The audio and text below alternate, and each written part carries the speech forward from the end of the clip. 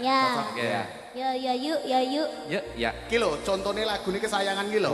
Kenapa Mas Manten minta lagu kesayangan? Hah? Karena tahu Niken itu kesayangannya orang se-Indonesia bahkan sedunia.